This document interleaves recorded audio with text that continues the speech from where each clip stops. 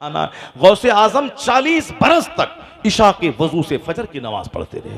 रोजाना रात में जब नींद आती थी एक पांव पे खड़े हो जाते, एक पांव पे खड़े होकर पूरा कुरान पाक फजर से पहले पहले पढ़ लेते थे डेली रात में। ये मामूल आपके मुरीद का बयान है कि मैं 40 साल से अपने शेख को मैं देख रहा हूं, इशा के वजू से नमाज पढ़ते इशा की, फिर रात भर इबादत करते रहते, उसी वजू से फजर पढ़ते और मस्जिद से बाहर निकलते थे। ये गौसे आजम का मामूल था। 40 सिक्के माँ ने सी के दे दिए। कहा बेटा कभी झूठ मत बोलना। तो डकैतों का आदमी आके पूछ रहा है, मजाक समझ रहा है, बोल ही नहीं रहे। यहां तक कि डकैतों के सरदार के पास आपको बुलाया गया। कहा शहजादे क्या है तेरे पास? कहा 40 दिनार हैं, 40 सोने का सिक्का है हमारे पास। कहा सच? कहा हाँ सच। कहा कहां? कहा यहां आस्तीन में सिले हुए अम्मी ने सी दिया है। देखा तो वाकई 40 सिक्के थे। कहा तुम झूठ बोल देते तो क्या हो जाता, हम तुम्हारा माल देख भी तो नहीं पा रहे थे कहां छुपा हुआ है। इस कदर महफूज जगह पे तेरा माल था, हमारी नजर तक वहां नहीं गई थी। तुम झूठ क्यों नहीं बोला? कहा मेरी अम्मी बोली थी कि बेटा हर हाल में सच बोलना, झूठ मत बोलना। मैंने अपनी अम्मी के वादा को निभाया है। डकैत की आंखों में आंसू के कतरे आ गए। डकैत का सरदार कहा तुमको अपनी मां का वादा याद है? मैं अपने रब का वादा कितना तोड़ रहा हूं। मेरे रब ने मुझसे कहा था कि दुनिया में भेज रहा हूं मेरी इबादत करना, दाल दावल गेहूं रोटी मछली गोश्त तब तुम खाना और तुम सजदा सिर्फ मुझको करना। जमीन आसमान दरख्त नदी नाले डेजर्ट रेगिस्तान ये सब तुम्हारे लिए है। अल्लाह गोश्त नहीं खाता, अल्लाह के फरिश्ते गोश्त नहीं खाते। गोश्त तुम्हारे लिए, मछली तुम्हारे लिए, शहद तुम्हारे लिए, दूध तुम्हारे लिए, गेहूं तुम्हारे लिए, चावल तुम्हारे लिए सेब है, अनार है, तुम्हारे लिए ड्राई फ्रूट है, तुम्हारे लिए हल्दी है, तुम्हारे लिए प्याज है, लहसुन है, अदरक है। ये सारी चीजें सब लाजवाब है। लहसुन कैंसर का इलाज है, अदरक जबरदस्त मैदे का इलाज है, सेब जबरदस्त इलाज है तमाम बीमारियों का, अनार अनार 100 बीमार, अनार जन्नती ग़िज़ा है, संतरा का कोई जवाब नहीं, केला कैल्शियम का कोई जवाब नहीं, दूध तो 80 साल के बुढ़ा और 80 मिनट का बच्चा सबके लिए मुफीद है। दूध तुम्हारे लिए, केला तुम्हारे लिए, गोश्त तुम्हारे लिए, मुर्ग खाओ, बकरा खाओ, सब तुम्हारे लिए है। ये मछली तुम्हारे लिए, दूध तुम्हारे लिए, गोश्त तुम्हारे लिए, गेहूं है 1000 आइटम गेहूं का बनाओ, पराठा बनाओ, बर्गर बनाओ, चाउमीन बनाओ, रोटी बनाओ, जो बनाना सब बनाओ। चावल है, चावल की इडली बनाओ, डोसा बनाओ, पराठा बनाओ, रोटी बनाओ, बिरयानी बनाओ, सब तुम्हारे लिए है। ये सारी नेमत तुम्हारे लिए और तुम्हारी पेशानी का सजदा नेमत देने वाले खुदा के लिए। पेशानी का सजदा नेमत देने वाले खुदा के लिए। अगर बंदा इस पॉइंट पे गौर कर ले, वो मुरादाबादी बिरयानी सेंटर भी खोलेगा और 5 वक्त की नमाज भी पढ़ेगा। वह बंदा इंजीनियर भी बनेगा, 5 वक्त की नमाज भी पढ़ेगा। वह बंदा IAS ऑफिसर भी बनेगा, 5 वक्त की नमाज भी पढ़ेगा, माह रमजान का रोज़ा रखेगा, अपने दफ्तर को तरावी के लिए उसको तबलीग इस्लाम का केंद्र बना देगा। वह बोलेगा DM बाद में हो, गुलाम मुस्तफ़ा पहले हो। तब होगा हर तरफ बहार होगी। यहाँ तो साहब मुरादाबादी बिरयानी सेंटर हमारे बिहार मेरे मदरसे के चौक पे 5 दुकान है। मुरादाबादी बिरयानी, मुरादाबादी पता चला कहाँ का, नगलिया आकिल का आदमी है, आसपास का आदमी है। पूरे हिंदुस्तान में बिरयानी बिरयानी बिरयानी बिरयानी बिरयानी पूरे हिंदुस्तान को खिलाओ और इसको खूब सुला दो, सब सुला दो। और इसका बच्चा जो वहाँ बिरयानी बनाने गया है वह कान में मोबाइल ठुसा हुआ है, इधर साहब हाथ में पैकेट में मोबाइल है, गाना सुन रहा है, बिरयानी बना रहा है और गाना झूम, मुंह में गुटका लगाया हुआ है, कान में साहब वो लगाया हुआ है, क्या बोलता है उसको, एयरफोन और वो आजकल जो आया इतना बटन वाला हाँ भाई वो क्या एयरबैग सब है, वो सब लगाए। हम लोग सब हम नहीं लगाए, वो सब नहीं लगाते हैं। हमारा हालांकि मोबाइल हमारे सब कुछ मौजूद है उसमें, साहब हवाई जहाज़ के टिकट मौजूद हैं, ट्रेन के टिकट मौजूद हैं, सारा सिस्टम मौजूद है। मगर ये कान में जो लगाता है वो बटन फटन वो सब नहीं है। और फिर हम अपनी तकरीर भी हम नहीं सुनते हैं, दूसरों की तकरीर सुनते हैं। कभी कभार कुछ हो गया तो कर सुन लिया। हमारी तकरीर हमारे भाई हमको भेजते हैं। ये अतहर तौफीक जो समाज सेवक और बहुत बड़ा ज़बरदस्त बाखला और पाले का लड़का है, ये भेजता रहता है। कभी कभी ये क्लिप आज़म खान के बारे में में, पंडित जी के बारे में ये सब भेजता रहता है, फला ट्रांसफार्मर लगवाए, वहाँ लगवाए, ये लगा, वो लगा, ये हुआ, उत्तर प्रदेश में क्या एक्टिविटीज़ चल रही हैं, वो सब भेजता रहता है, सब देख लेते हैं, एक नज़र में हो जाता है। बाकी हमको वो कान में लगा के सुनना नहीं आता है, इसी नाम भी उसका मालूम नहीं है कि वो क्या चीज़ है, वो क्या क्या चीज़ कहलाता है उसको। ये मुरादाबादी बिरयानी, अब सामने यहाँ मोबाइल है, कान में गाना चल रहा है, मुंह में गुटखा है, अब बिरयानी बना रहा है, उसी में गुटखा का थूक भी बिरयानी में गिर रहा है, उसी को सबको खिलाया जा रहा है। उसमें साहब मस्त है, उसमें रात के 10 बजे तक गाना सुनना है, उसके बाद आराम से सो जाना है, फिर फजर नहीं पढ़ना है, फिर उसी बिरयानी में लगे रहना है। यानी किस कदर दुनियादारी हो गई। एक तरफ दुनियादारी का मतलब बिजनेस करना, पैसा कमाना है, नमाज छूटा, रोजा छूटा, और गौसे पाक का लंगर की बात आई, अब लंगर खाना है, गौसे पाक का लंगर खाना है, लंगर पे नाश करना। सरकार गौसे आजम ने क्या कहा? मां ने कहा है कि झूठ मत बोलना। 50-40 सिक्के की क्या हैसियत है? गौसे आजम का तेवर बता रहा था, 40 पहाड़ भी गोल्ड का कोई दे दे और कहे झूठ बोलो, ये पहाड़ तुझको मिल जाएगा। गौसे आजम समझा रहे थे उस सोने के पहाड़ पे थूक तो दूंगा मगर जबान को झूठ से आलूदा नहीं करूंगा। ये है मेरा गौस। लंगर जरूरी नहीं है, या मालिदा तोशा खाना जरूरी नहीं है। गौसे आजम की 11वीं के दिन फातिहा करके अहद कर ले कि अब जो जिंदगी मेरी बची है, जो जिंदगी गई तो गई, जो गुनाह हो गए सबसे तौबा करता हूं, अब जो जिंदगी बची है मैं झूठ नहीं बोलूंगा, झूठ नहीं बोलूंगा। गौसे आजम ईशा के वजू से फजर पढ़ते थे, मैं 5 टाइम अलग अलग वजू करके और 5 टाइम नमाज पढ़ूंगा, नहीं रात में तहज्जुद पढ़ूंगा, फजर इशा पढ़ के सो जाऊंगा, फिर फजर पढ़ने के बाद अपने कारोबार में लग जाऊंगा। अगर तुमने नमाज पाबंदी से पढ़ने का अहद कर लिया और झूठ नहीं बोलने का अहद कर लिया, तो 100 देग बिरयानी की बनाकर लंगरे गौसा खिलाने के बाद गौसे आजम उतना खुश नहीं होंगे जितना झूठ ना बोलने का अहद किया। इधर अहद करेगा, उधर गौसे आजम अपने मजार में खुश हो जाएंगे, उधर गौसे आजम का चेहरा मजार अनवर में खिल जाएगा, गुलाब की तरह मुस्कुराहट चेहरे पे जारी होगी। सीधा कादरी फैज से तुम्हारा घर मालामाल हो जाएगा। गौसे आजम लंगर से खुश नहीं होते हैं। गौसे आजम जिस इस्लाम की तबलीग सारी जिंदगी करते रहे, उस इस्लाम के उसूल और ज़ाब्ते पे अमल करने से गौसे आजम खुश होते हैं। क्योंकि गौसे आजम नाइबे रसूल बनकर जो इराक और पूरे जोन में जो मुर्दा दीन को जिंदा किया है, गौसे आजम का हिस्सा था। वो गौसे आजम ने 25 साल तक दरख्त के पत्तों को खाकर आपने अल्लाह की मार्फत का नूर जमा किया है। आपने 50-100 आलिमों के पास उनके दरवाजे पे जाके चराग में आंख जला जला के अपने किताबों का मुताला करके आपने स्टडी करके आप आलिम बने। आलिम, हाफिज, कारी, मुफ्ती, जितने भी उलूम हैं सारे उलूम आपने हासिल किया। उसके बाद चले गए पहाड़ की तरफ। 25 साल तक दरियाओं सहराओं में जाके दरख्त के पत्तों, गिरी पड़ी सब्जी को खा करके 25 दिन नहीं, 25 महीना नहीं, 25 साल आपने गुजारा। फिर वहां से जब आए मैदान में, मस्जिद में नमाज, मस्जिद में इमामत शुरू की, खुतबा शुरू किया। पहले 5 आदमी तकरीर में रहते थे, फिर बढ़ते बढ़ते 70,000 का मजमा जमा होने लगा। 70,000 का मजमा का आखिरी आदमी भी उतनी ही आवाज से सुनता था जितनी आवाज से पहली सब में बैठा हुआ आदमी आपकी तकरीर सुनता था। 1000 किलोमीटर दूरी पे जो बुजुर्ग पहाड़ की गुफाओं में रहते थे, वो भी गौसे आजम की तकरीर को वहां से सुनते थे और उसको लिखते थे। 400 मौलाना दवात और कलम लेके गौसे पाक की महफिल में बैठते थे और वह सब गौसे पाक की तकरीर को नोट करते थे। आज 800 साल के बाद वह सारी तकरीरें आज भी किताबों की शक्ल में हमारे सामने मौजूद हैं। जो अल्लाह का वाली पहाड़ में बैठकर लिखता था, वो वहां से जब बगदाद 15 दिन के बाद आता, उस महफिल में मौजूद उलमा कराम की तहरीर से अपनी तहरीर मिलाता, एक हर्फ का फर्क न होता था। गौसे आजम की महफिल में कई कई लाशें निकलती थी। लोग तकरीर सुनने के बाद गरीबान फाड़ लेते थे, जंगल की तरफ भागने लगते थे। जब तड़प के कई लाशें निकलती थी, मर जाते थे।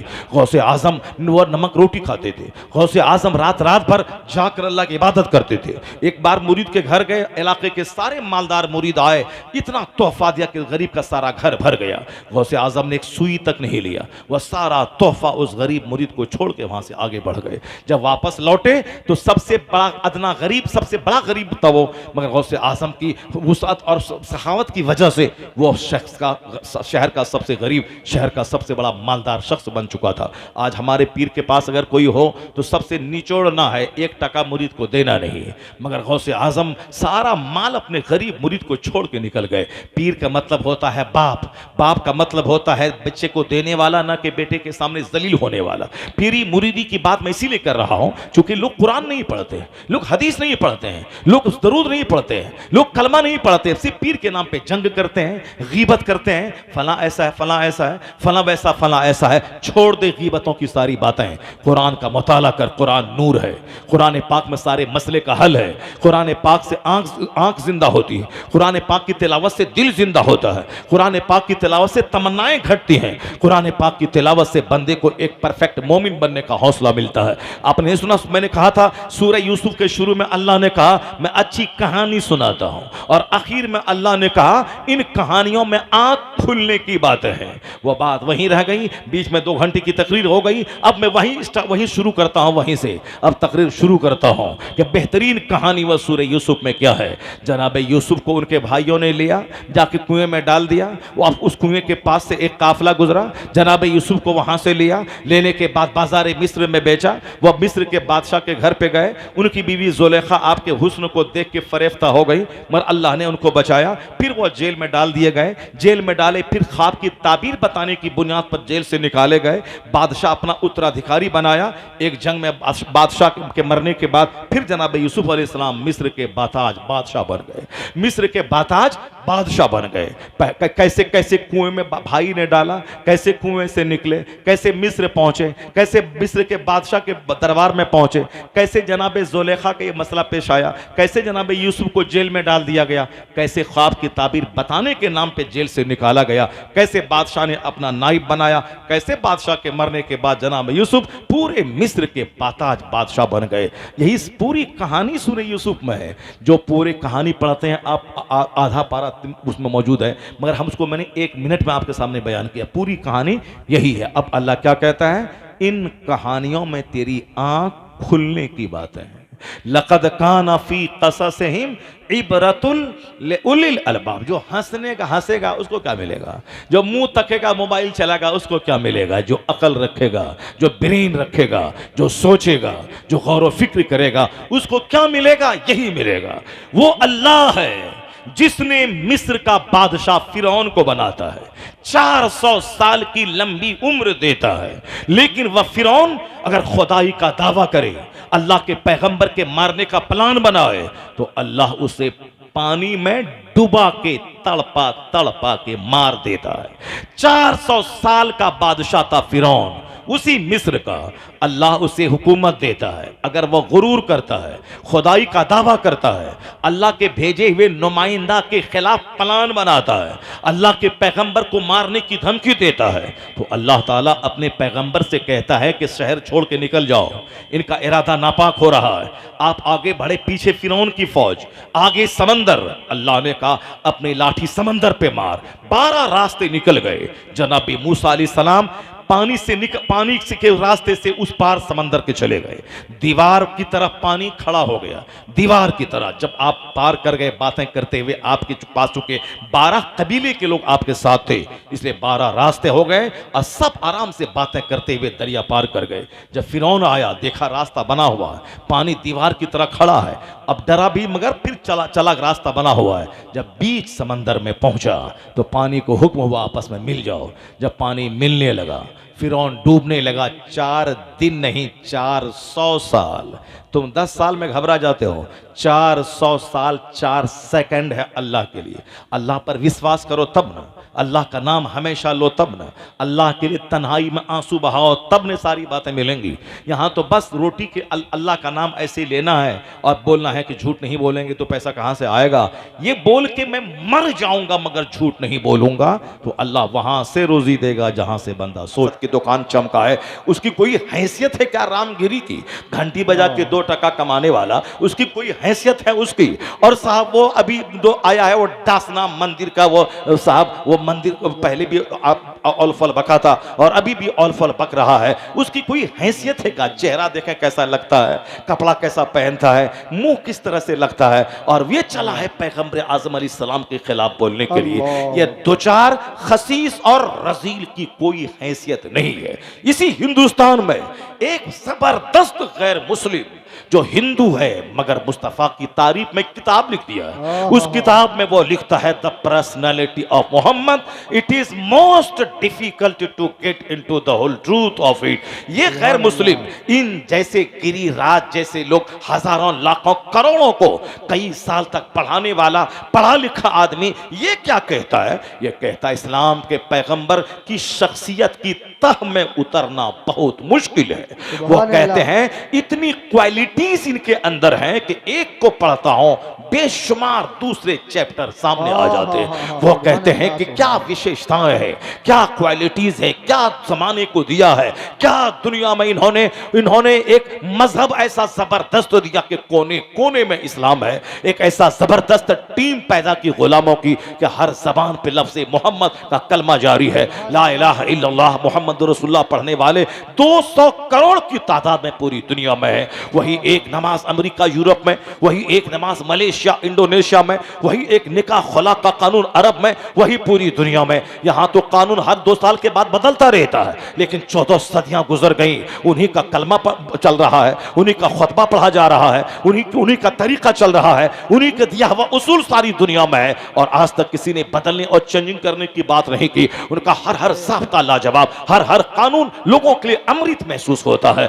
जो 1400 साल पहले कहा, 1400 साल के बाद ऐसा लगता है जैसे आज की वह बात है। वो कहते हैं जो जीवन पद्धति दी है, जो नज़ाम हयात दिया है, ये भी कान खोल के सुन ले कि तुमने तो पुतला जलाने की बात करके अपने आप को बेगैरत, अपने आप को बेहया, अपने आप को बेशर्म, अपने आप को नंगे वतन और नंगे आलम दुनिया के लिए शर्म, shame of the world, shame of India, India के लिए शर्म है जो इस कदर घटिया बातें बोलकर हिंदुस्तान के 140 करोड़ इंसानों का अपमान किया है, 40 करोड़ मुसलमानों को ज़हनी तौर पर तकलीफ पहुंचाया है। ये बदतमीज उनके खिलाफ बोलता है जो कायनात के रहमत बन के आए, जो दुनिया के लिए मोहसिन आदमियत बन के आए। आज जो दुनिया में करोड़ों स्कूल, लाखों कॉलेज और हजारों यूनिवर्सिटीज मौजूद हैं, बता दे ये खबीस मरदूद कि 1000 साल पहले कोई कॉलेज दुनिया में था, कोई यूनिवर्सिटी दुनिया में थी? ना JNU थी, ना AMU थी, ना BHU थी, ना लखनऊ यूनिवर्सिटी थी। कोई कॉलेज 500 साल पहले नहीं था। जितने भी कॉलेज और स्कूल हैं सबकी तारीख 500 साल के अंदर की तारीख है। लेकिन 1500 साल पहले नॉलेज की बात, इल्म की बात, इल्म हासिल करना हर मुसलमान मर्द और औरत पर फर्ज है। वो कंपलसरी होने की बात किसने की है? किसने कहा मां की गोद से कब्र की गोद तक पढ़, हर हाल में पढ़, इल्म ताकत है, इल्म नूर है। आज 500 साल पहले कॉलेज नहीं था, 1000 साल पहले हुजूर ने नॉलेज और इल्म की जो बात की है, आज वही बात का असर है कि दुनिया में लाखों कॉलेजेस, लाखों स्कूल खुल गए हैं। कयामत तक जहां भी शिक्षा की बात कोई करेगा मुंह उसका होगा और यह नारा मुस्तफा का अता किया हुआ होगा, यह नारा मुस्तफा का दिया हुआ होगा। जिस पैगंबर आजम ने दुनिया को अंधकार से बचाया, दुनिया को डार्कनेस से बचाया, इसका कोई जवाब है इस खबीस के पास? कुरान करीम की आयत नाजिल होती है, read in the name of your lord who created. Quran Sharif की आयत 1500 साल पहले नाजिल हुई है, सरकार पे नाजिल हुई है, और हुजूर ने उसकी तशरीह में जो इल्म की फजीलत पे बयान दिया है। और आज जितने भी कॉलेज, अमेरिका का वजूद 500 साल पहले, 700 साल पहले नहीं था, 1495 में कोलंबस ने पता लगाया। तो फिर कैसे पता चले कि टेक्नोलॉजी क्या चीज है, रिसर्च क्या चीज है, गौर फिक्र क्या चीज है? ये चीजें आज साइंस जवान हो रही है, दिमाग चलाया जा रहा है और समंदर की गहराई में गोता लगाकर वहां से नॉलेज हासिल किया जा रहा है। 6-6 महीने फजाओं में लटक कर कलाओं का कायनात का पता लगाया जा रहा है। ये दिमाग चलाना, डिस्कवर करना, पोंडरिंग करना, मेडिटेशन करना, कंटेम्पलेशन करना, गौर फिक्र करना, तहकीक करना, तजस्सुस से काम लेना, गौर दिमाग जला जला के नई नई चीजें पैदा करने का हुनर अपनाना, ये पैगाम दिया किसने है? पहले लोग सूरज को पूजते थे, लेकिन आज लोग सूरज पर तहकीक कर रहे हैं। पहले लोग चांद को पूजते थे, लेकिन आज चांद पे रिसर्च हो रहा है, तहकीक हो रही है कि चांद को अपनी रोशनी है या यह सूरज की रोशनी से चमक रहा है। पहले लोग चांद सूरज को पूजते थे, पहले लोग बादशाह को पूजते थे, लेकिन अब बादशाह पूजा नहीं जा रहा है। पहले गरीब नहीं पढ़ते थे, लेकिन आज गरीब की झोपड़ी में शिक्षा है। पहले लोग दरख्त को पूजते थे, लेकिन आज दरख्त, आज साहब बायोलॉजी में तहकीक का विषय है। मैं कहता हूं जो जो चीजें तुमने इबादत का मौजू बना डाला था, दरख्त को तुमने खुदा बना लिया, जानवर को तुमने खुदा बना लिया, सूरज को तुमने खुदा बना लिया, चांद को तुमने खुदा बना लिया, लेकिन आज साइंस ने तेरी धज्जियां उड़ा दी है। सूरज पे रिसर्च फिजिक्स में हो रहा है, चांद पे रिसर्च फिजिक्स में हो रहा है, लोहा और पत्थर पे रिसर्च केमिस्ट्री में हो रहा है, दरख्त और जानवर पे रिसर्च बायोलॉजी में हो रहा है। जिसको तुमने खुदा का मौजू बनाया था वह तो आज मौजूए तहकीक बन गया है, वह मौजूए रिसर्च बन गया है। अब साइंस ने उसकी हिंदी की चिंदी कर दी है। ये बता दे कि मौजूआते इबादत जिसको तुमने बनाया था, टॉपिक्स ऑफ वर्शिप, उसको टॉपिक्स ऑफ रिसर्च किसने बनाया? तहकीक का मौजू किसने बनाया? पढ़ कुरान करीम। कुरान करीम का हर चैप्टर कहता है वह फिस समाए रिज़्कुकुम, आसमान में तेरी रोजी है, वह फिल अर्द आयातुल लिल मुक़िनीन, जमीन में अहले यकीन की निशानियां है। पढ़ ले दरख्त पे, दरख्त है क्या? ये सूरज है क्या? ये पत्थर है क्या? पत्थर के नाम पे कुरान की सूरत का नाम है सूरह हजर मौजूद है, सूरह शम्स मौजूद है, सूरह कमर मौजूद है, सूरह तारीख मौजूद है, सूरह नज्म मौजूद है, सूरह रात बिजली के नाम पे सूरत मौजूद है, सूरह दुखान के माना गैस, उस गैस के नाम पे कुरान की सूरत मौजूद है। पता ये चला साइंटिफिक चैप्टर में जिस पर बहस हो रही है वो सारा उन्वान इस्लाम का दिया हुआ है। तो मैं कहता हूं आज साइंसदान दरख्त को पूछता नहीं है, दरख्त पे रिसर्च करता है। ये दरख्त हंसता कैसे है, रोता कैसे है, ऑक्सीजन देता कैसे है, इसकी जड़ें कहां तक है, दरख्त के फायदे क्या चीज है। तो जिसको लोगों ने कल तक इबादत का टॉपिक बनाया था आज वह रिसर्च का टॉपिक बन गया है। इतना बड़ा इनकलाब, इतनी बड़ी क्रांति, इतना बड़ा रिवॉल्यूशन किसने पैदा किया कि मौजूए इबादत से हटाकर उसे मौजूए तहकीक बना दिया? जवाब मिलेगा इतना बड़ा काम मोहम्मद अरबी अलैहिस्सलाम ने करके दिखा दिया। क्या बात है। पूरी दुनिया में आज साइंस का दरवाजा खोलने वाला कोई नहीं है, अगर है तो मोहम्मद अरबी की ज़ात गिरामी सल्लल्लाहु अलैहि वसल्लम। तो अब इस नहज से, इस नुक्ते नज़र से, ये तो दो रोटी खाने वाला रजील और खबीस मरदूद, इसको क्या खबर कि मुस्तफ़ा कौन है, मुस्तफ़ा क्या है, क्या दुनिया को दिया है। डॉक्टर माइकल हार्ट जैसा आदमी, अमेरिका का वैज्ञानिक भी, अमेरिका का बैरिस्टर भी, उसने जब देखा कि दुनिया के लाखों करोड़ों महान लोगों में से 100 आदमी को छांटना है तो किस किस का नाम ले? कहा कि अकीदत मोहब्बत की बुनियाद पर रैंकिंग हम नहीं करेंगे। उन्होंने कहा सच्चाई की बुनियाद पर रैंकिंग करेंगे। ऐसा नहीं कि हमको अपने लीडर से मोहब्बत है तो इसका नाम 1 नंबर पे दे देंगे, नहीं, हम रियलिटी की बुनियाद पर रैंकिंग करेंगे। मजहबन क्रिश्चियन था, वह जीसस क्राइस्ट का नाम अव्वल नंबर पे दे सकता था मगर नहीं दिया। वह साहब एजुकेशन के एतबार से साइंटिस्ट है, न्यूटन का नाम अव्वल नंबर पे दे सकता था, जो न्यूटन फादर ऑफ साइंस कहलाता है, उसका नाम 1 नंबर पे नहीं दिया। चुनांचे उन्होंने कई साल दिमाग जला जला कर वर्ल्ड हिस्ट्री का अध्ययन करके अपने दिमाग में बातें बसा सारी दुनिया की मशहूर शख्सियात को आंख की पुतलियों में समेट कर उन्होंने उसके लाखों में से छांट कर 100 आदमी को अलग किया जो हर मुल्क, हर अहद, हर इंसान पे जो अपना असर छोड़ा हो। ऐसी इंपॉर्टेंट पर्सनैलिटीज में अब उस 100 में अव्वल नंबर पे कौन आएगा, 2 पे कौन आएगा, 3 पे कौन आएगा? डॉक्टर माइकल हार्ट ने दिमाग जलाया। ऐसे नहीं कि ऐसे लिख दिया अव्वल नंबर पे दे दीजिए, जैसे हिंदुस्तान में आजकल होता है, इसको साहब फला अवार्ड तो फला को दे दीजिए, दादा साहब फलकर अवार्ड उसको दे दीजिए, भारत रत्न का अवार्ड जिसको जो पार्टी के लिए मुफीद हो, वो पार्टी का चमचागिरी करता हो उसको दे दीजिए। ये वहां चमचागिरी वाला काम नहीं है, बल्कि उन्होंने कहा तक मैं फैक्ट और रियलिटी की बुनियाद पर रैंकिंग करूंगा, वो अकीदत और मोहब्बत को मैं सामने आने नहीं दूंगा। उन्होंने दुनिया के इतिहास का मुताला करके जब रैंकिंग किया, लोग कह रहे थे कि न्यूटन साइंटिस्ट का बाप है, उसका नाम अव्वल नंबर पे जरूर देगा, क्योंकि हर घर में मोबाइल, हर घर में लैपटॉप, हर घर में फ्रिज, हर घर में एसी, हर घर में टू व्हीलर फोर व्हीलर, हर घर में ट्रेन, हर मुल्क में प्लेन, ये सारी चीजें देने वाला न्यूटन है। न्यूटन ने एक रास्ता दिखलाया है, उसी रास्ते पे तहकीक करके सारी चीजें बन रही हैं। न्यूटन फादर ऑफ साइंस कहलाता है, उसका नाम जरूर देगा, चूंकि अमेरिका में, अमेरिका से लेके दुनिया के हर मुल्क के हर घर में ये सारी चीजें मौजूद हैं। तो अब ये जो हर घर में अपने नॉलेज और अपने इल्म की रोशनी फैला दे, वही सबसे बड़ा लीडर होगा। मगर मालूम है उस आदमी ने न्यूटन का नाम भी अव्वल नंबर पे नहीं दिया,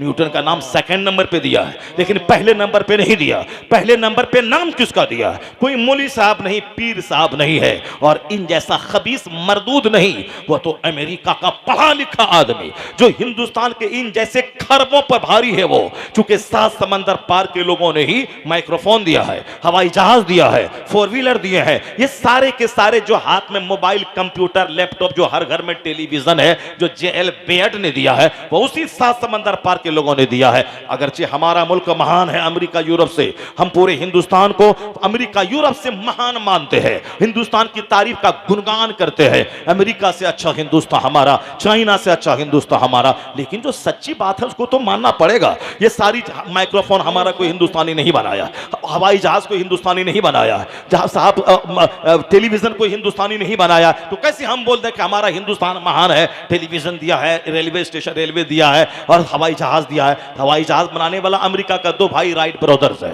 ये माइक्रोफोन देने वाला डेविड हक्स है, टेलीविजन देने वाला जेएल बेयर्ड है, या मशीन मोटर कार देने वाला हेनरी फोर्ड है। तो फिर हम कैसे बोलते हैं कि हिंदुस्तान का फला आदमी ने उसने ऐसा दे दिया? वो साहब बकवास का कोई जवाब नहीं है कि हमने ये कर दिया, हमने वो कर दिया, पहले कुछ नहीं था हिंदुस्तान में, लगता है कि सब कुछ यही 10 साल के अंदर में कर दिया। पहले जो 70 साल से कुछ हिंदुस्तान में नहीं था, गड्ढा था, सड़क नहीं थी, टेलीफोन नहीं था, यहाँ कुछ नहीं था, कोई हथियार नहीं था, कोई स्कूल नहीं था, कोई कॉलेज नहीं था, कोई डीएम नहीं था, कोई साहब एसडीएम नहीं था, कोई आईपीएस ऑफिसर नहीं था, कोई फैक्ट्री नहीं थी, कोई कार सड़क पे नहीं थी। ये सारी चीजें इस ठेकेदार ने सब कुछ कर दिया है। जबकि हिंदुस्तान में साहब कॉलेज था, यूनिवर्सिटी थी, सड़कें थी, प्लेन थे, जहाज थे, रेलवे स्टेशन थे, सारी डेवलपमेंट थी, मगर ये अपने सर पे सारा पगड़ी बांधना चाहता है। ये सारी चीजें हमने अभी 10 साल में कर दिया, नहीं चलेगा। बकवास से काम नहीं, सच्चाई से काम चलेगा। सच्चाई यही है कि हवाई जहाज देने वाला अमेरिका का राइट ब्रदर्स, सच्चाई यही है कि माइक्रोफोन साहब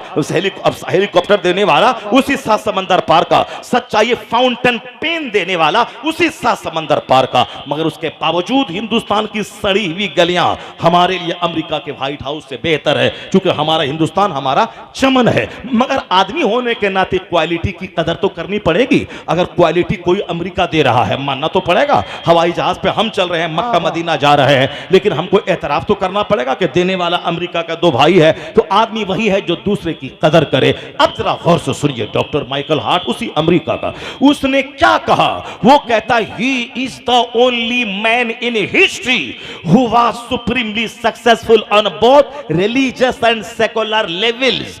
वो आदमी किताब द 100 नामी लिख दी। जब किताब छप के प्रेस से बाहर आई तो दुनिया दंग रह गई कि इस रुए जमीन का सबसे कामयाब तरीन इंसान कौन है? डॉक्टर माइकल हार्ट के नजदीक रिसर्च के बाद न न्यूटन, न आइंस्टाइन, न कोई इब्राहिम लिंकन, किसी का नाम नहीं था। उसने कहा कि इस धरती का कामयाब तरीन इंसान मोहम्मद अरबी की जात सल्लल्लाहु अलैहि वसल्लम। उसने पहला नाम आका अलैहिस्सलाम का लिया, Muhammad. He was the only man in history who was supremely successful on both religious and secular levels। मजहबी और सियासी दोनों सतह पर सबसे ज्यादा जो कामयाब तरीन शख्स हुआ है वो मोहम्मद अरबी की ज़ात गिरामी है।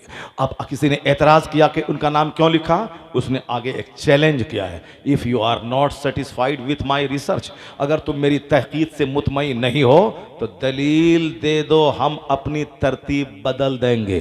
तुम दलील दे दो कि उनसे बड़ा कौन है, हम अपनी तरतीब बदल देंगे, हम अपनी तरतीब बदल देंगे।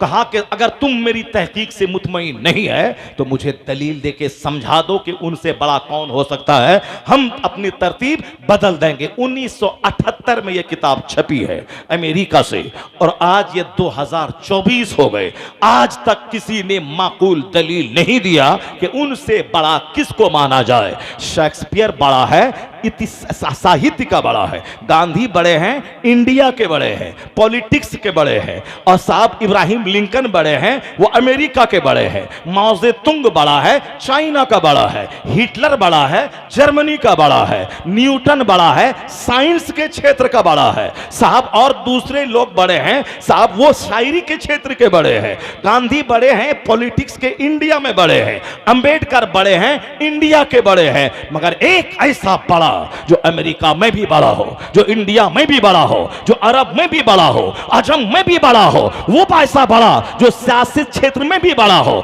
मजहबी क्षेत्र में भी बड़ा हो, जो हर जबान में बड़ा हो, हर अहद में बड़ा हो, हर मुल्क में बड़ा हो, गरीब के लिए बड़ा हो, अमीर के लिए बड़ा हो, रियाया के लिए बड़ा हो, राजा के लिए बड़ा हो, अरबी के लिए बड़ा हो, अजमी के लिए बड़ा हो, ऐसा कोई बड़ा नहीं मिलेगा। अगर ऐसा कोई बड़ा है तो अल्लाह ने अपने महबूब को बड़ा बड़ा के दुनिया में भेजा है। वरफाना लका जिक्रक, हबीब का जिक्र अल्लाह ने बुलंद किया, ऐसा बुलंद किया, मौलवी की जबान तो रहता ही था, साइंसदानों की जबान पे भी यही है कि सबसे आला व औला हमारा नबी, सबसे बाला व वाला हमारा नबी। नारे तकबीर, नारे रिसालत, नारे गौसियत, मसलके आला हजरत उलमाए सुन्नत हज़रत अल्लामा मुफ्ती शहरियार साहिब किबला जिंदाबाद जिंदाबाद। दो चार लफंगों के चिल्लाने से कुछ नहीं होने वाला है। अल्लाह ने अपने महबूब के बारे में कह दिया है कि अल्लाह ने महबूब को भेजा है ताकि सारे मज़ाहिब पे महबूब को गालिब कर दे। हुवल्लज़ी अरसला रसूलहु बिलहुदा व दीनिल हक़ लियुज़हिरहु अलद्दीन कुल्ली, सारे दीन पे जिसको गालिब कर दे। अगर नेता बोलता है इस्लाम खतरे में है तो झूठ बोलता है, मौलवी साहब अगर बोलता है तो झूठ बोलता है, अगर कोई पीर साहब डराता है मुरीदों को 2 टका कमाने के लिए तो वो झूठ बोल रहा है। इस्लाम न कभी खतरे में था, न है, न क़यामत तक रहेगा। ये बकवास नहीं है, दलील है मेरे पास। दलील इतनी मजबूत दलील है कि अगर आपको याद रह गया तो आप कभी नर्वस नहीं रहेंगे, आप दूसरों से कभी शिकस्त नहीं खाएंगे, आप हमेशा हर महफिल में आप सबसे बोलेंगे अल्लाह सच्चा, अल्लाह से बड़ा कोई बड़ा नहीं है, अल्लाह का कलाम सच्चा, इन्ना खैरल हदीस किताबुल्लाह। हदीस में आया है कि सबसे अच्छी बात अल्लाह की बात है, कुरान। आजकल चूँकि हम लोग पीर की बात करते हैं, अल्लाह की बात ही नहीं करते, इसीलिए खानकाह में लड़ाई है, घर में लड़ाई है। पीर के नाम पे एक गांव में 10 पार्टी बटे हुए हैं, फला पीर फला पीर फला पीर फला पीर। चूँकि कोई कुरान ही नहीं पढ़ता, सब पीर साहब की कहानी बयान करता है। पीर साहब पीर साहब पीर साहब। पहले अल्लाह का नाम लो, पहले अल्लाह का जिक्र करो, पहले नमाज पढ़ो, उसके बाद वजीफ़ा पढ़ना। नमाज छोड़ करके कोई वजीफ़ा काम नहीं आएगा। तो अब नमाज गायब है, पीर साहब का वजीफ़ा ढो रहे हैं, वहाँ तो लड़ाई होगी, वहाँ तो जंग होगी। पीर साहब का मतलब है उसके सीने में कोई दाग नहीं हो, हसद ना हो, उसको कोई 2-4 तमाचा मार दे फिर वो बदला नहीं ले। क्योंकि हुजूर सल्लल्लाहु अलैहि वसल्लम को लोगों ने पत्थरों से ज़ख्मी कर दिया तो सरकार के पास फरिश्ते आ गए। फरिश्ता बोला आप हुक्म दें, मैं दोनों पहाड़ को मिला देता हूँ, इन सारे शरीरों को उसमें पीस देता हूँ। हुजूर ने कहा नहीं नहीं, हम पीसने नहीं आए हैं, हम देख रहे हैं कि ये लोग नहीं मान लाए, इनकी नस्लें कलमा पढ़ के मुसलमान बनने वाली। क्या बात है, हुजूर चाहते तो बदला लेने के लिए, चूंकि इतना पत्थर मारा था कि सरकार लहूलहान हो गए, लेकिन हुजूर ने बदला नहीं लिया, उनकी हिदायत की, दुआ की। तो जो पीर होता है वह नाइब रसूल होता है, तो जो नाइब रसूल होता है वह भी सरकार की सीरत की झलकियाँ उनकी पर्सनैलिटी में ज़िंदगी में रहती हैं। कोई गाली दे, या गाली का जवाब गाली से नहीं दे। लेकिन आजकल पीर साहब को कोई दूसरा आदमी कुछ बोल दिया, टेस्ट करने के लिए देखें इसको गुस्सा आता है कि नहीं आता है। पीर साहब अपनी जगह रहते हैं, उनका जो चेला चपेटा है वही तलवार लेके काटने दौड़ जाता है, मार देंगे। तो हमारे पीर को ऐसा बोला, अरे तुम्हारा पीर पीर है कि गोंडा है यार, तुम गोंडा गिरती से आता है क्या तुमको, तलवार लेके काट दो, तलवार लेके मार दो।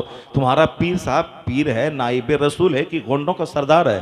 तो पता चला कि तुम्हारा पीर पीर नहीं है, वो तो लठेत है, वो तो साहब लड़ाई झगड़ा करने की बातें करता है। हम तो उस वक्त नाइब रसूल समझते कि मैंने गाली दी थी, वो कुछ नहीं बोलते, मेरे लिए दुआ देते, तब हम समझते कि हाँ वाकई तुम्हारा पीर नाइब रसूल है। यहाँ सबके सबका गर्म मजाज है, वैसा मुरीद वैसा पीर। पीर को भी आजकल न पकड़ने में देर है न छोड़ने में देर है। पीर साहब का हाथ पे हाथ दिया, 5 दिन में टका नहीं मिला तो पीर साहब को छोड़ के दूसरे पीर के पास चला गया। वो आपने बोला था ये बड़े बाकरामत हैं, बड़े कुतुब हैं, बड़े वली हैं, जो दुआ देते हैं बस सब मालदार बन जाता है। हम तो 5 महीना हो गया मालदार नहीं बने, अब छोड़ो हटो इस पीर को। बिहार में कोई पीर साहब है जो जो जो मुरीद हुआ सब अरबपति बन जाता, अब ये दौड़ करके धान चावल बेच के बिहार पहुंच गया। अब कहाँ है पीर साहब, उसको मुरीद हो जाओ ताकि हम भी मालदार बन जाए। वहाँ मुरीद हो गया, 4 महीने के बाद मालदार नहीं, भाई बिहारी बिहारी वो सब बोला था वहाँ मालदार बनेगा, वो सब बेकार झूठ बात है। भले ही गुजरात में एक पीर साहब है, गुजरात में बड़ा वो पीर साहब, वो दो दुआ दे देता है वो सब हो जाता है। पर हमारे पैसा कौड़ी लिया चला गया गुजरात। अब वहाँ गुजरात के पीर से मुरीद हुआ, 6 महीने के बाद पैसा नहीं बढ़ा, गुजराती गुजराती हटाओ, ये सब गलत बात है। अब कुछ नहीं मिलेगा, मिलने वाला है। ये पैसा के चलते पीर बदल रहा है। अब मुरीद पीर साहब भी पैसा वाला मुरीद ढूंढ रहा है, कोई मिल जाए जिसके घर में एसी लगी हो, जिसके पास अच्छी कार मौजूद हो, जहाँ जाए आराम से 2 दिन ठहरें, सोएं, नमाज पढ़ें न पढ़े मगर रात भर सोएं, दिन भर आराम करें, फजर गायब जोहर गायब, खाएं पिएं, हुजूर एक लुकमा और ले लीजिए, हुजूर एक बूटी और ले लीजिए, हुजूर दूध पी लीजिए, हुजूर लस्सी पी लीजिए। अब ये पीर है साहब नमाजी नहीं पढ़ रहे, अब सिगरेट पी रहे हैं, गुटखा खा रहे हैं। पीर साहब उड़ाया, मुरीद को नोचा खसोटा, अपना चला गया। ये पीर साहब, अब उसके नाम पे समाज में जंग हो रही, उसके नाम पे लड़ाई हो रही, उसके नाम पे साहब मारधाड़ कर रहे हैं। ये पीर साहब को गुटखा खाने की फुर्सत नहीं। इन गुटखा खोर पीरों के बीच में एक पीर था, जिस पीर को किताब के मुताले से फुर्सत नहीं है, जिस पीर को तिलावत से फुर्सत नहीं है, जिस पीर को हदीस बयान करने से फुर्सत नहीं है, जिस पीर के इर्द गिर्द गोंडा नहीं रहता था, उनके इर्द गिर्द मुफ्तियों की जमात रहती थी, आलिमों की जमात रहती थी, मुफस्सिरीन की जमात रहती थी, जो साहब गोंडागिर्दी को अपने पास फटकने नहीं देते थे। आलिमों की जमात, मुफ्तियों की जमात, मुफस्सिरीन की जमात जब भी बोले कुरान पाक की आयत बोल रहे हैं, हदीस पढ़ रहे हैं, फतवा लिखवा रहे हैं, फतवा का जवाब दे रहे हैं। कौन था वो जो आलिमों की झुरमुट में रहता था, हमेशा किताब का मुताला करता था। जब भी देखा नमाज में, जिक्र में, अज़कार में, यहां तक कि जो इंतकाल का आखिरी दिन था, नमाज असर के बाद साहब जिक्र अज़कार में लगे हैं, जबान पे अल्लाह अल्लाह का विर्द जारी है। दलाइल खैरात शरीफ जो वजीफे की सबसे बड़ी किताब है, उसका विर्द करवा के सुन रहे हैं। उधर अज़ान मगरिब हो रही है, इधर सांस आखिरी लेकर अल्लाह अल्लाह कहते हुए जाने आखिरी के हवाले कर रहे हैं। कौन था इस जमाने का अब्दाल, कौन था इस जमाने का कुतुब, कौन था इस जमाने का आलिमों का सरदार, कौन था पीरे कामिल? उसी को दुनिया अल्लामा अख्तर रजा खां अज़हरी ताजु शरिया कहती है। नारे तकबीर, नारे रिसालत, बस लगे आला हजरत, बस्ती बस्ती करिया करिया, बस्ती बस्ती करिया करिया, बस्ती बस्ती करिया करिया। आला कौन बने मेहमाने काबा? आला हज़रत की सारी किताबों, हैदरी, आला हज़रत की सारी किताबों में सबसे पहले कुरान है, उसके बाद मुस्तफ़ा की हदीस है।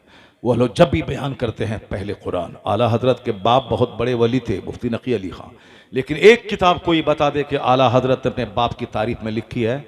नहीं। आला हज़रत के दादा रज़ा अली खां बहुत बड़े वली थे, लेकिन कोई बता दे कि एक किताब आला हज़रत ने अपने दादा की तारीफ में लिखी है? नहीं।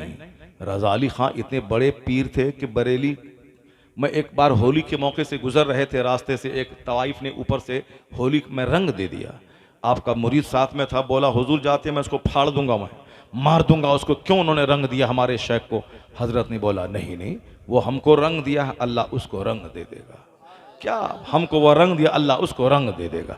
इतना बोलना था कि उस औरत के बदन में जैसे तन बदन में आग लग गई हो, बेचैन हो के ऊपर कोठे से नीचे उतरी, हजरत के पांव पे गिर गई और रोने लगी, कहने लगी हुजूर मुझे माफ़ कर दीजिए और कलमा पढ़ा के मुसलमान कर दीजिए। अल्लाह समान। देखा क्या कहा हजरत ने कि हमको रंग दिया, अल्लाह उसको रंग देगा। ऐसा रंग इस्लाम का चढ़ा दिया कि अब जन्नती बना दिया। अब वह नौजवान जो मारने जा रहा था, उसी नौजवान को सामने 2 मुसलमान को बुला करके उस औरत का निकाह उस नौजवान से कर दिया। अब बताएं कि जो बदकार थी अब साहब वो नेक खातून बन गई, और जो काफिरा थी अब ज़बरदस्त मुस्लिमा बन गई, और निकाह भी हो गया। अब सारी ज़िंदगी अमन चैन के साथ नमाज रोजे के साए में गुजरने लगी। इतने बड़े कुतुब थे आला हजरत के दादा रज़ा अली ख़ां, मगर आला हजरत ने कभी दादा की तारीफ में कोई किताब नहीं लिखी। 1000 के करीब किताब लिखी है, मगर इस्लाम पे जिस ज़बान में जैसा अटैक हुआ है उसके दिफा करने के लिए आला हजरत ने इस्लाम की हिफाजत में किताब लिखी है। हुजूर पर किसी ने हमला किया, तहफ़्फ़ुज़ नामूस रिसालत में आला हजरत का कलम जोश में आता था। आपने कलम चलाया, यहाँ तक कि इल्म गैब पर हमला किया तो आपने खाने काबा की चौखट पे बैठकर 8 घंटे में अद्दौलतुल मक्किया जैसी अरबी की इंसाइक्लोपीडिया लिख के कौम के हवाले कर दिया। मगर दादा के सवाने उम्री पे कोई किताब नहीं लिखी, अब बाप की बायोग्राफी की कोई किताब नहीं लिखी। आज हमारे जैसा पीर अपने अंदर क्वालिटी तो है नहीं, अब बाप के सवाने उम्री पे किसी दूसरे कलमकार से किताब लिखवा दिया, अब मुरीदों में बंटवा, ताकि मुरीद लोग जान जाए इसका बाप बड़ा वली था, वो 2 रुपया देगा और हम खाएंगे अपना आराम से एसी में बैठ के अल्लाह अल्लाह करेंगे। ये जो जंग हो रही खानकाहों में वो 2 रुपया की जंग हो रही है, तिलावत, इबादत, रोज़ा, हज, ज़कात की जंग नहीं हो रही। वरना पीर का मतलब है 100 रकात नमाज नफल डेली पढ़ना, कौन पढ़ता है? उस पीर का मतलब है हर 3 दिन में ख़त्म कुरान करना, कौन करता है? पीर का मतलब है डेली 10,000 बार दरूद पढ़ना, कौन पढ़ता है? यहाँ तो है कि बगैर मेहनत के बाप के नाम पे पैसा मिल जाए, इसलिए मज़ार पे झूमर लगा रहा है। मस्जिद में साफ मुसल्ला नहीं है, ताकि मज़ार में झूमर लगेगा, मुरीद आएंगे तो फिर वो वहाँ महफिल समा होगी और वजद में आएंगे, मुरीद पैसा फेंकेंगे, पीर साहब के साल भर के खाने का इंतजाम बाप के उर्स में हो जाएगा। ये सारा ड्रामा हो रहा है। उर्स ज़रूरी है कि मस्जिद में नमाज ज़रूरी है, उर्स में झूमर ज़रूरी है, कब्र पे कि मस्जिद में वज़ू खाना ज़रूरी है। मस्जिदें वीरान, मस्जिदें उजड़ी, मुसल्ला नहीं, वज़ू खाना नहीं, अब बगल में मज़ार है, 1 लाख का झूमर है। झूमर लगाने से साहिब मज़ार को 1 रुपया का सवाब नहीं मिलेगा। 1 करोड़ का गुंबद ऊपर बना दें, उसका सवाब 1 रुपया साहिब मज़ार को नहीं मिलेगा। हम जो कुरान पढ़ते हैं, हम जो उनकी रूह को सवाब पहुंचाते हैं, इसका सवाब मिलता है, न कि 1 लाख का अतर वहां मल दें उसका सवाब साहिब कब्रों को मिले। नहीं, ये झूमर इसीलिए है ताकि जो लोग ज़ियारत करने वहां जाएं उसको राहत मिले, रोशनी मिल नहीं सकता। वमन यतवक्कल अलल्लाह फहुव हस्बुह, अल्लाह पर जो भरोसा करता अल्लाह उसके लिए काफ़ी होता है। यहाँ अल्लाह का नाम ही नहीं, सिर्फ इंजीनियर, डॉक्टर, प्रोफेसर, कॉलेज, पढ़ाना लिखाना, नौकरी दिलाना, 2 टका कमाना, खाना पीना, घर बनाना, कार खरीदना, शादी में धूमधाम करना, उसके बाद मर जाना, कब्र में चला जाना, और कब्र में जाने के बाद वहाँ जाना जहाँ का 1 दिन 50,000 साल के बराबर है। वहाँ के लिए कुछ नहीं है, इसी दुनिया के लिए सब कुछ उसके पास है। सरकार गौसे आज़म रज़ी अल्लाह तआला अन्हु की ज़िंदगी में नूर है। अब ज़रा गौर से सुनिए, फिरौन जब बीच में पहुंचा, डूबने लगा, 400 साल का बादशाह, अब वो कहता है मैं ईमान लाया। अब कहता है मैं ईमान लाया। जैसे अभी लोग मुसीबत में घिरते हैं, पहले ना मौलाना साहब, कितना मौलाना नगलिया आखिर में आया, कितना चला गया, ये मौलाना क्या दीन सिखाने आया, क्या अल्लाह का डर बताने आए हैं, क्या लोगों को अक्ल सलीम की बात करने आए हैं, नमाजी बनाने आए हैं साहब, क्या आखिरत की बात सुनाने आए, कितना मौलाना आया, कितना चला गया। ये सब होने वाला नहीं है। अपना आए सुनाए जाइए, बदलने वाला हम लोग नहीं हैं। हम लोग जैसे हैं वैसे रहेंगे। आप अपना चले जाइए, फिर दूसरा मौलाना आएगा, वही बोलेगा, वो चला जाएगा। यही सारी बातें सारे लोग कह रहे हैं। लेकिन मालूम है, जब बंदा पड़ता है, बीमार पड़ता है, जब पाँव में कांटा चुभता है और जब ऑक्सीजन लगता है, उस वक्त हजरत दुआ कर दीजिए, हजरत दुआ कर दीजिए, हजरत दुआ कर दीजिए, हजरत दुआ कर दीजिए। वो जिस मौलाना को बोला था भगा देंगे, तुम लंबी तकरीर करता है ना जुमा के दिन, तुमको भगा देंगे, अब वही जाके कहता है हजरत दुआ कर दीजिए, सांस लेने में परेशानी हो रही, अब मर जाएंगे, हजरत जो हमसे गलती हुई माफ़ कर दीजिए, हम कर दीजिए। अल्लाह तबारक व तआला बंदे को छोड़ देता है, लेकिन जब पकड़ता है तो सारा गुरूर मिट्टी में मिला देता है, सारा गुरूर मिला देता है, सबके सामने उसको जलील और रुस्वा कर देता है। 400 साल का बादशाह जब पानी में डूबने लगा तो कहता है अब मैं ईमान लाया अल्लाह पर, अब मैं ईमान लाया जनाबी मूसा के रब पर, आमन्ना बिरब्ब, मैं ईमान लाया। वो कहता है ईमान लाया, मैं ईमान लाता हूँ, ईमान लाया, आमन तो अन्नहु ला इलाहा इल्लल्लज़ी आमनत बिही बनु इसराइल। जनाबी मूसा के साथ जो बनी इसराइल की फौज है, वह लोग जो कलमा पढ़े हैं, हम उसी की तरह हम भी अल्लाह पर ईमान लाते हैं। अल्लाह कहता है अल आना वक़द असैत क़ब्लु व कुन्त मिनल मुफ़्सिदीन, अभी ईमान लाता है, इससे पहले तो फसादी था, आज मैं तेरी लाश बचाऊंगा ताकि तुम्हारे बाद आने वाले लोग जान जाएं कि मगरूर का अंजाम क्या होता है। फिरौन की लाश 3000 साल से आज तक सड़ी हुई लाश मिस्र के म्यूजियम में मौजूद है। दुनिया के सारे लोग वहाँ जाते हैं अक्सर लोग और देखते हैं कि एक घमंडी खुदाई का दावा करने वाले का हश्र क्या हुआ और कैसे सड़ी हुई हड्डी की सूरत में उसकी लाश आज 3000 साल के बाद भी मौजूद है। अल्लाह ने कहा मैं तेरी डेड बॉडी बचाऊंगा ताकि तेरे बाद आने वाले लोगों के लिए इबरत का सामान हो जाए, इबरत का सामान हो जाए। अगरचे लोग इबरत हासिल नहीं करते हैं, अल्लाह कहता है कि अक्सर लोग मेरी निशानियों से गाफिल है। व इन्न कसीरम मिनन नास अन आयातिना लगाफिलून, अक्सर लोग मेरी निशानियों से गाफिल है। वो देखते हैं कि चांद के 2 टुकड़े हुए, डूबा सूरज पलटा, लोग ईमान नहीं लाते हैं। पहले तो देखा, फिर बाद में फिर बोला ये जादू है।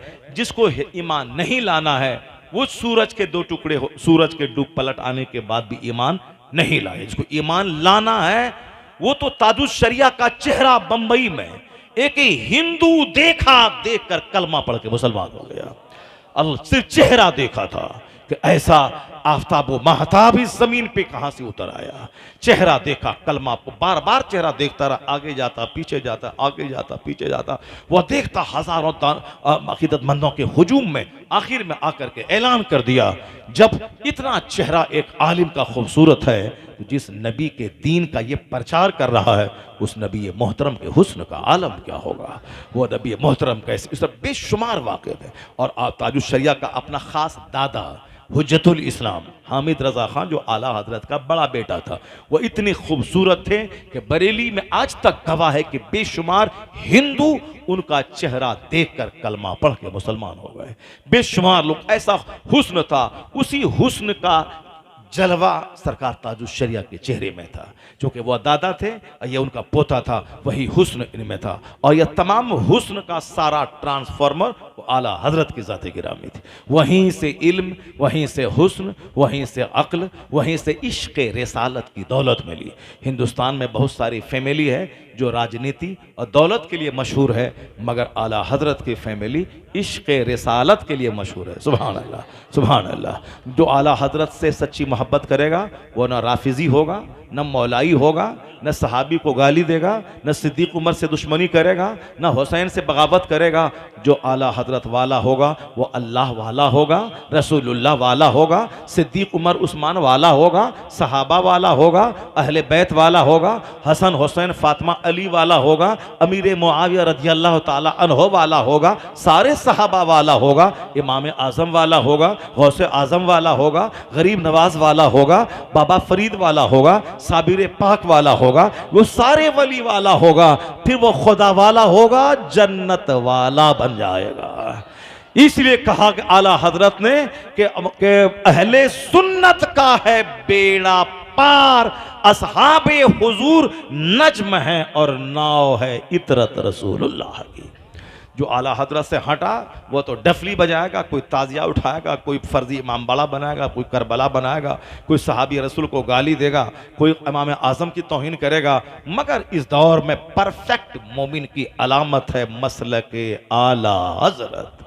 जो इतना कह दिया, अब दूसरा सवाल नहीं होगा कि अमीर मुआविया के बारे में तुम क्या बोलता है, और गौसे पाक के बारे में तेरा क्या अकीदा है, सिद्दीक उमर उस्मान अली के बारे में क्या अकीदा है, कुछ नहीं। मसलक आला हजरत आ गया, परफेक्ट मोमिन हो गया।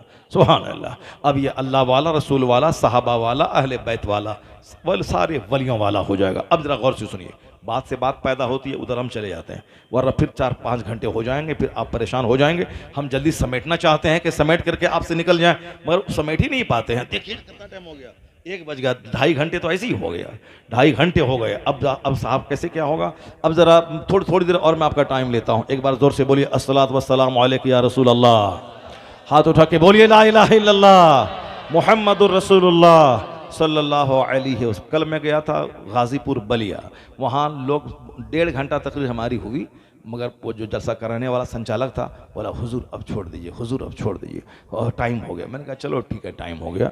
हमको पुर्जा दिया, हम 1.5 घंटा में बोल के बंद छोड़ दिए। कल की रात है, वो छोड़ दिया मैंने। अब उसके बाद फिर वो शायर को बुला लिया, चूँकि वो लोग नात सुनने वाला था, वो सब शायर को बुला लिया। पहले भी 1 घंटा सुना था, फिर बाद में अब सुनने लगा। तकरीर 1.5 घंटा जैसे तैसे बर्दाश्त किया, वो चला गया। उन लोगों को नगलिया आकिल का मजमा देखना चाहिए। अब देखना चाहिए कि हाँ 2.5 घंटे होने के बाद भी लोग तकरीर सुनने के मूड में हैं। सुभान अल्लाह। ये है क्यों? इसलिए कि वहाँ बलिया कितना दूर है, वो पूर्वी उत्तर प्रदेश है, और ये मुरादाबाद पश्चिमी उत्तर प्रदेश है। लखनऊ से पूरब वाला आदमी नात ढेर सुनता है, लखनऊ से पश्चिम वाला आदमी कुरान हदीस ढेर सुनता है। सुभान अल्लाह।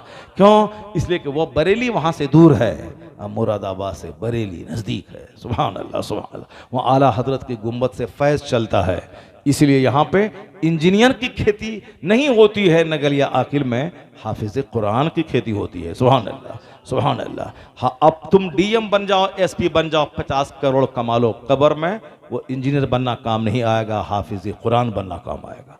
इसीलिए समाज में अगर हाफिज कुरान हर घर में अगर बन जाए नगलिया आकिल में, तो ये नहीं बोलना कि हाफिज बन गया खाएगा क्या, हाफिज बन गया खाएगा क्या, ये बोलता है काफिर, सब बोलता है। मुसलमान नहीं बोलते हाफिज बन गया खाएगा। मुसलमान ये बोलता है कि जब जो दीन का काम नहीं करता है वो भी खाता है, जो अल्लाह के दीन का काम करेगा वह बेदीनों से अच्छा खाएगा। सुभान अल्लाह, बेदीनों से अच्छा खाएगा। आला हजरत को गवर्नमेंट की नौकरी नहीं थी, मगर आज 100 साल के बाद करोड़ों मुसलमानों की आंखों का तारा है। हुज्जतुल इस्लाम मुफ्ती आजम हिंद को न सरकारी नौकरी नहीं थी, मगर आज इंतकाल के 50-60 साल गुजर जाने के बाद भी करोड़ों मुसलमानों के बाताज रहनुमा है वो। ताजुश शरिया के इंतकाल के भी 6-7 साल हो रहे हैं, लेकिन सारी दुनिया ने उनका जनाजा देखा। न अमेरिका का कोई उद्योगपति जाते जाते इतनी भीड़ लगा सका, न हिंदुस्तान का कोई वजीर आजम जाते जाते उतनी भीड़ लगा सका जितनी भीड़ 50 ममालिक के 1 करोड़ के करीब लोगों को बोला कि ताजुश शरिया, भीड़ लगा के चले गए और बता दिया कि सुन्नियत को न खतरा पहले था, न आज है, न कयामत तक रहेगा। लोगों ने कहा था सुन्नी घट रहे हैं, तो जनाजे का जुलूस का करोड़ का मजमा बता दिया कि जनाजे का जुलूस बता रहा है कि सुन्नियत को कोई खतरा न पहले था, न है, न कयामत तक रहेगा।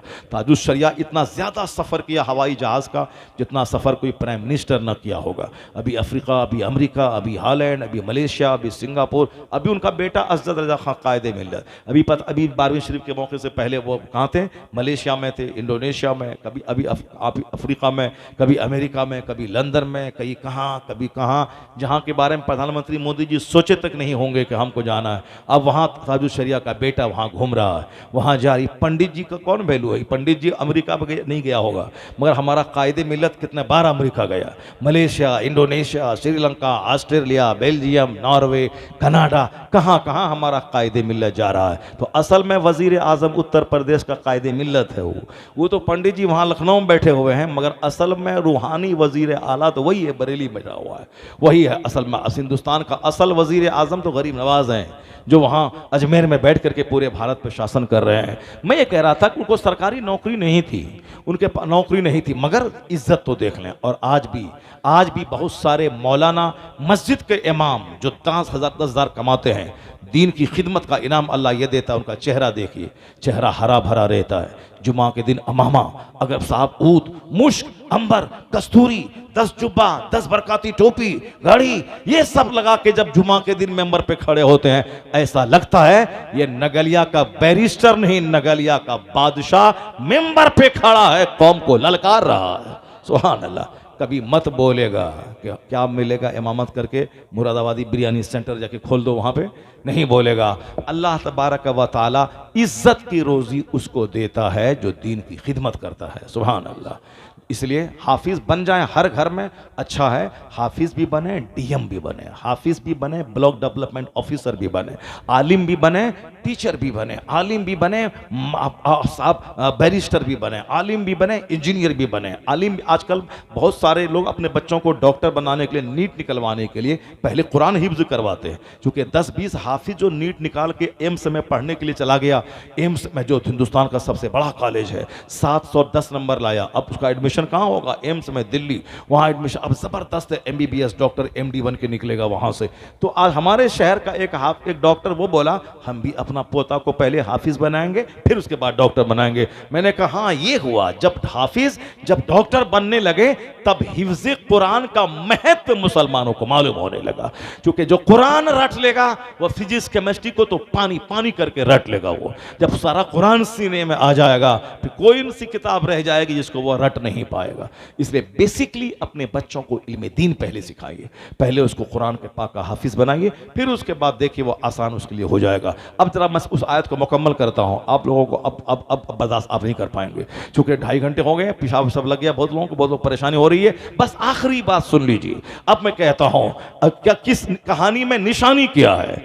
अल्लाह वही है जो फिरौन को 400 साल सल्तनत देने के बाद पानी में डुबा के मार दिया और बता दिया कि असल में हाकिम अल्लाह है, तुम नहीं है।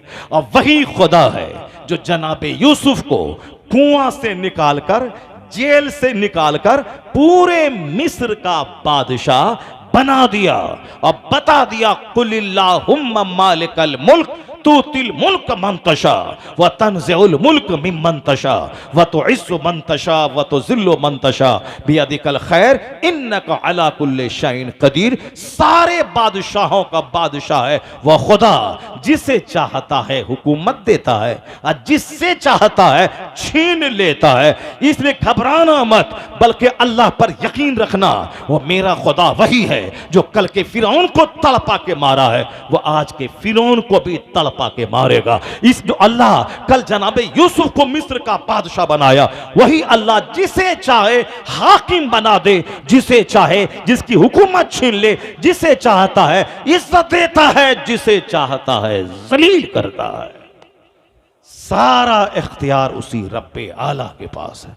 लक़द काना फी क़ससिहिम इबरतुल लिउलिल अलबाब। अब तकरीर जहां से शुरू हुई थी उसको मैं ख़त्म कर देता हूँ।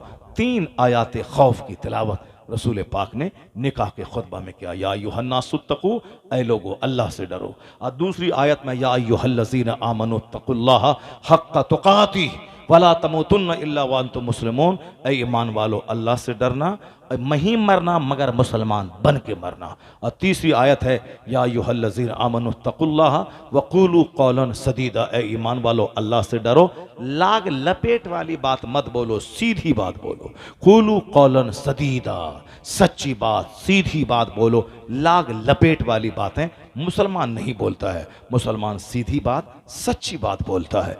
3 आयात खौफ की तिलावत का मतलब, अक्सर लोग गम के मौके पर अल्लाह को से नाराज हो जाते हैं, अक्सर लोग खुशी के मौके पर निडर हो जाते हैं। तो हुजूर ने 3 आयात खौफ की तिलावत करके बता दिया कि मुसलमान न शादी में बहकता है न मैयत पे बहकता है। मुसलमान गम हो तो सब्र करता है और खुशी का मौका हो तो अल्लाह से डरते हुए उस खुशी का सही इस्तेमाल करता है। अजबल अमरिल मोमिन, मोमिन का मामला ताजुबखेज है। इसको मुसीबत आती है सब्र करता है, सब्र से इसका अज्र बढ़ जाता है। और मोमिन को कोई नेमत मिलती है, बीवी की नेमत, औलाद की नेमत, शादी की नेमत, तो मोमिन शुक्र अदा करते, इलाही मेरी मेहनत का दखल नहीं है, तेरा एहसान, तेरा फजल, तेरा शुक्र। और जब बंदा कहता इलाही तेरा शुक्र है मेरी शादी हो गई, अल्लाह तेरा शुक्र है तूने मुझको बीवी दे दिया, अब न बीवी को मारेंगे न बीवी को गाली देंगे, बीवी को इज्जत देंगे, न उनके बाप को गाली देंगे, न उनकी माँ को गाली देंगे, न उनके खानदान को गाली देंगे। ऐसा नहीं हो, जब सेहतमंद रहेगी तो अपने पास रखेंगे, जब वो हामिला हो के बीमार हो जाएगी तो बाप के पास भेज देंगे, और जब वहां रह के बच्चा पैदा हो के बच्चा तंदुरुस्त हो जाएगा, तंदुरुस्त ये हो जाएगी तब वहां से लेके आ जाएंगे, बीमार पड़ेगी तो बाप के हवाले कर देंगे। नहीं, वो हमारी बीवी है, तंदुरुस्त रहेगी मेरे पास, बीमार रहेगी मेरे पास, वो हामिला रहेगी मेरे पास, बच्चा तवल्लुद करेगी मेरे पास, जब वह मेरी अमानत मेरी इज्जत है। ऐसा नहीं कि बीमार पड़े तो बाप के पास, सेहतमंद रहे तो मेरे पास। नहीं नहीं ना, अल्लाह की नेमत है ये। बेशुमार लड़के हैं शादी नहीं हो रही, वह ज़िना कर रहा है, तवाइफ के कोठे पे जा रहा है, अल्लाह तूने मुझको बीवी दे दी, इलाही तेरा करम तेरा एहसान। अब वह शुक्र अदा करे, उस बीवी को नेमत समझे, उसकी कदर करे, ना उसको गाली दे, ना उसको ताना दे, ना उसके चेहरे पे मारे, ना उसको लानत मलामत करे, ना उसकी माँ गाली दे, ना उसका बाप गाली दे,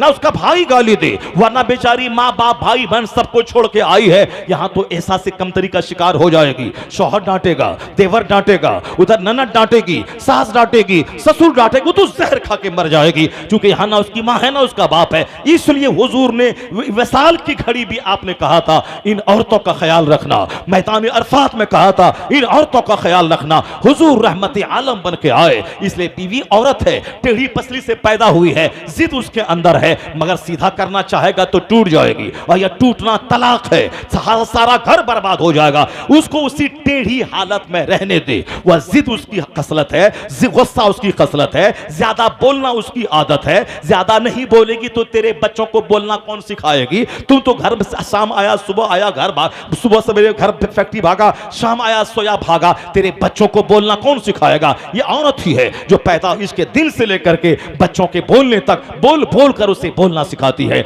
अगर वो ज्यादा ना बोले तो दुनिया के सारे बच्चे गूंगे रह जाए। या टेढ़ी रहेगी उसी हालत में रहने दे, सीधा करेगा टूट जाएगी, टूटना तलाक है। टेढ़ी रहे उसी हालत में, बड़े फायदे की चीज है। ये बच्चों को पैदा करती है, ये तुझको तेरे दिल को सुकून पहुंचाती है, ये तुझे गुनाह से रोकती है, तेरे घर के करोड़ों प्रॉपर्टी की हिफाजत करती है, तू तो 4-5 साल घर से बाहर रहे तेरी मिल्कियत की हिफाजत करती है। ये बहुत दौलत, बड़ी दौलत है। उसी हालत में रहने दे, थोड़ी जिद सह लेना, ज्यादा बात करती है थोड़ा सह लेना। तू मर्द है, तेरा सीना चौड़ा होना चाहिए, तू उसको मारना मत। ये समझ लेना मेरे पास सरकार के पास 11 बीवियां थी, मगर हुजूर ने किसी को एक तमाचा नहीं मारा। इसलिए तुम सब्र करना, तेरा घर जन्नत बन जाएगा। तेरी बीवी तेरे पांव के नीचे दिल बिछा देगी, तुम्हारे घर पे आसमान से रहमतों की फुहार बरसेगी। इसलिए अल्लाह की नेमत का शुक्र अदा करेगा और उसकी कदर करेगा तो अल्लाह उस नेमत को बढ़ा देगा, गुनाहों से बचाएगा, औलाद से तेरे घर को भर देगा।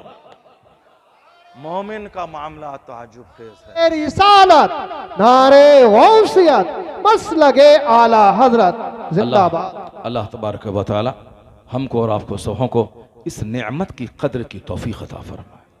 अल्लाह ताला शादी में लड़की वालों को ज़्यादा बोझ न देने की तौफीक अता फरमाए। वो लड़का नहीं है कि जो लड़की वाले से अब 1000 मेहमान का खाना वसूल कर ले, नहीं, सबसे बेहतर शादी है वो जो सिंपल शादी हो, सादी शादी हो। मस्जिद की शादी सबसे सुपीरियर शादी।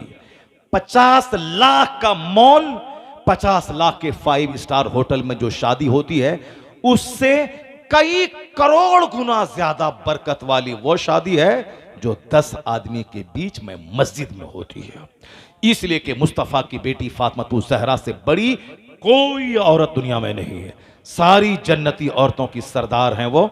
उनकी शादी 10-20 लोगों के बीच में मस्जिद नबवी में मुस्तफ़ा ने कर दी। सुभान अल्लाह। अब क़यामत तक की कोई औरत फातिमा ज़हरा की कनीज़ बने बगैर जन्नत नहीं जाएगी। फातिमा ज़हरा की कनीज़ बनना होगा। तो इन कनीज़ों की जो मलका हैं, मलका की शादी मस्जिद में हो रही है और कनीज़ की शादी में 50 लाख 1 करोड़ के खर्च हो रहे हैं।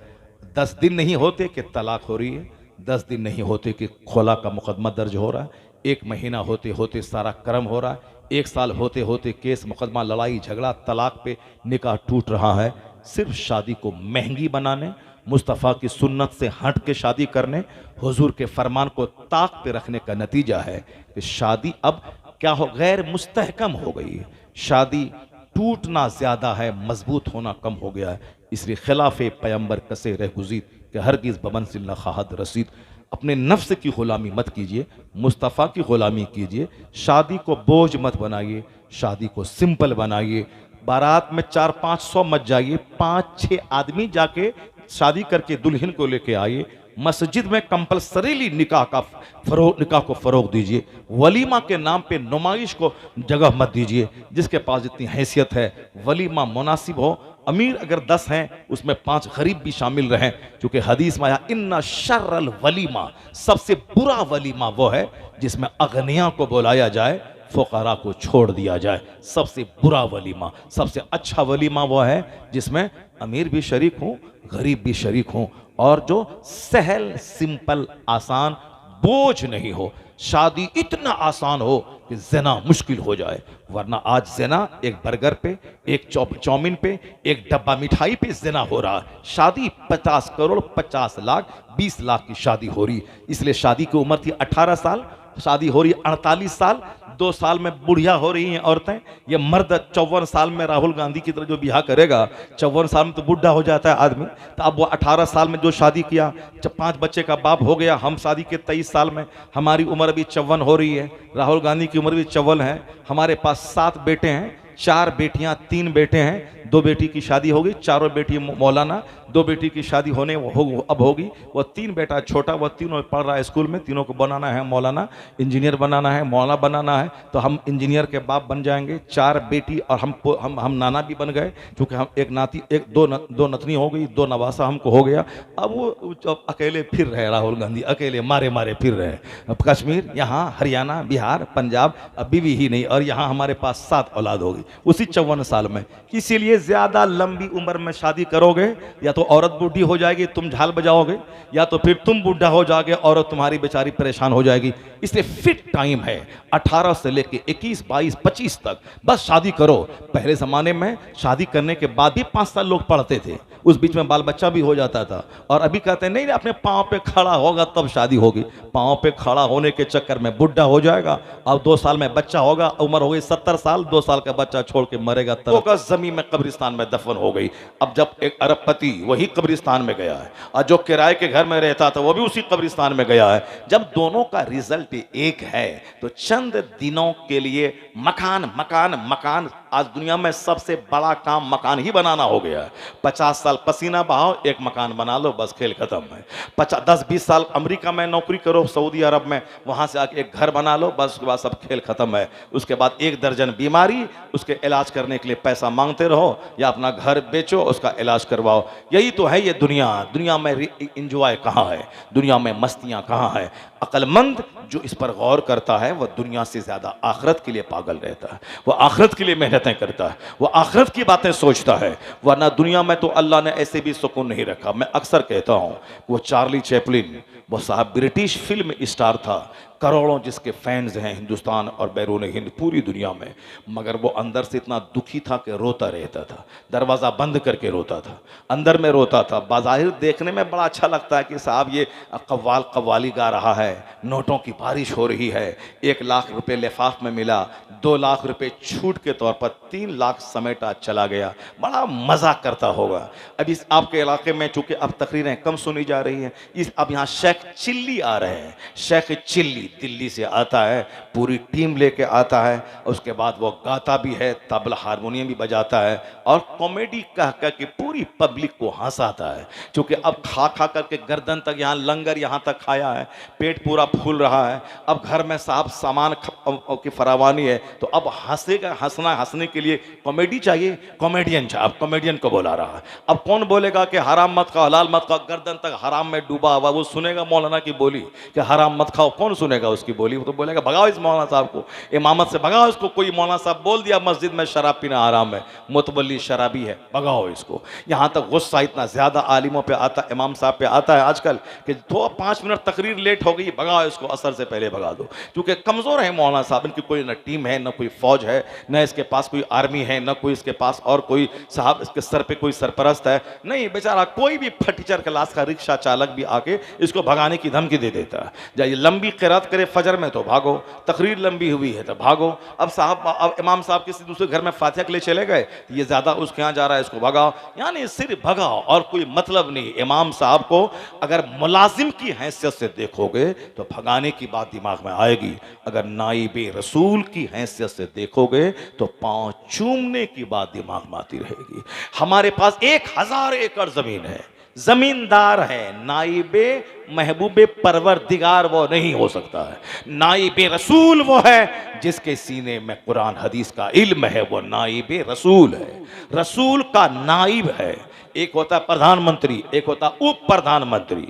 उत्तर प्रदेश में एक है चीफ मिनिस्टर, चीफ मिनिस्टर यानी साहब मुख्यमंत्री है, और एक उप मुख्यमंत्री है। उप मुख्यमंत्री पता नहीं उत्तर प्रदेश में कौन है, कौन मौर्य है, कौन मौर्य है, वो भी है। तो अब वो उप मुख्यमंत्री है। अब कोई जानता भी नहीं, वो है बस एक टाइटल दे दिया उसको, कुर्सी पर बैठा दिया कि बेटा बेवकूफ़ बन के रहो तुम, काम तो सब पंडित जी करेंगे और तुम्हारी बिरादरी का सपोर्ट लेने के लिए तुम साहब मूर्ति बन करके बैठे रहो। उसी तरह से एक चीफ प्राइम मिनिस्टर का जो वाइस प्राइम मिनिस्टर होता है, जो साहब उप मुख्य प्रधानमंत्री होता है, वो भी ऐसे ही बिल्कुल कठपुतली बना करके उसको बैठा देगा। जैसे हिंदुस्तान में हमारा प्रेसिडेंट है, बेचारा अपना आराम से वहाँ पर प्रेसिडेंट हाउस में बैठा रहता है, डेली अपना मोबाइल देखता रहता है, कोई काम धाम तो है नहीं। वो काम तो मिनिस्टर करेंगे, प्रधानमंत्री करेंगे, फॉरेन मिनिस्टर करेंगे, साहब एक्सटर्नल अफेयर्स के मंत्री करेंगे, डीएम करेंगे, एसपी करेंगे, ब्लॉक डेवलपमेंट ऑफिसर करेंगे, ये सारे काम करेंगे। अच्छी प्रेसिडेंट अपना चुपचाप अपना बैठा हुआ आराम से। हाँ, जबकि हुकूमत को खतरा हुआ तो उस वक्त में ये प्रेसिडेंट साहब हरकत में आएंगे कि इसको बदल के उसको शपथ दिलवा देंगे, उसको बदल के इसको शपथ दिलवा देंगे, वरना नहीं तो चुपचाप आराम करना है कठपुतली की तरह। उसी तरीके से साहब चीफ मिनिस्टर और उप प्रधानमंत्री होते हैं। प्रधानमंत्री, उप प्रधानमंत्री, मगर ये दर्जा बहुत बड़ा है। वजीर आजम, नाइबे वजीर आजम, बहुत बड़ा दर्जा होता है, बहुत बड़ा दर्जा, अगरचे उसके पास यहाँ इख्तियार नहीं है। नाइबे रसूल होना, अल्लाह रसूल होना कितना बड़ा दर्जा है, पर सरकार के मुकाबिल में कोई नहीं है। न दुनिया का कोई दूसरा इंसान मुस्तफ़ा की तरफ पैदा हुआ, न क़यामत तक पैदा हुआ। वह मुमतने उन नज़ीर है, वो लाजवाब है। वो ये दो चार लुच्चा लफंगा चाहे कोई भी हुजूर के बारे में कुछ बोले, दो रोटी खाए और साहब गाली बक करके अपनी सियासत जाएगा। शादी करो 18 साल में, ताकि 36 साल के जब तुम हो जाओ तो 18 साल का तेरा बेटा जवान हो जाए, तेरा पार्टनर हो जाए, और दोनों मिल के मेहनत करो, खूब कमाओ, खूब दीन में खर्चा करो, खूब आराम से रहो, दुनिया में भी आराम से रहो और जन्नत में आराम से चले जाओ। अल्लाह तबारक व तआला हम सबों को अपने नबी की ग़ुलामी की तौफ़ीक़ अता फ़रमाए, नफ्सानी ख्वाहिशात से बचने की तौफ़ीक़ अता फ़रमाए, शादी बियाह हर मौके पर हुजूर की सुन्नतों का ख्याल रखने की तौफ़ीक़ अता फ़रमाए। आमीन व आखिरु दावाना अल्हम्दुलिल्लाहि रब्बिल आलमीन। मुस्तफ़ा जाने रहमत पे लाखों